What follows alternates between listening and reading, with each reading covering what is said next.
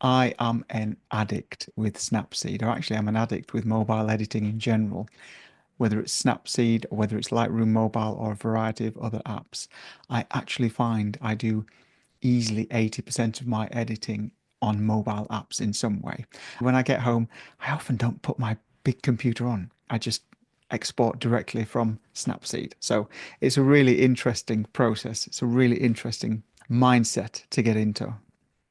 The reason that I wanted to look at Snapseed is because it's actually quite a powerful image editing tool. Snapseed is non-destructive editing. Destructive editing means that when you do something to your photo, when you have finished or as you've gone along, all of those changes are permanent changes, which means you can't do anything afterwards. I really like that high contrast, high grain, really harsh black and white look on the silhouette style, for example. So the tune image option is possibly the one that people use the most, and it allows you to do what are called global edits. Snapseed works entirely on gestures, like lots of things on your mobile phone. It works on you putting a finger on your screen, scrolling up and down.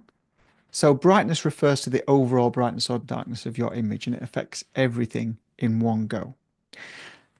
So it's a really simple system of just dragging your finger across from left to right to brighten or darken an image. Now, my other cameras are really contrasty.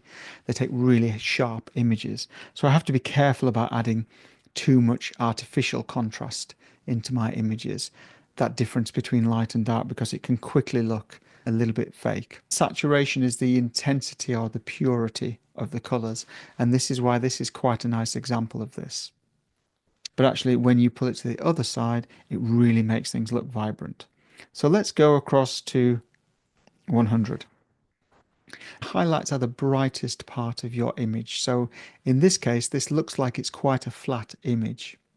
But if you've got really intense lights, or if you've got really intense colors or reflective surfaces in your picture, if you drag to the right, then you'll notice they are heavily enhanced or heavily accentuated.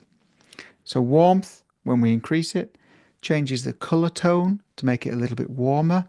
And when we decrease it, reduces the color tone to make it a little bit cooler.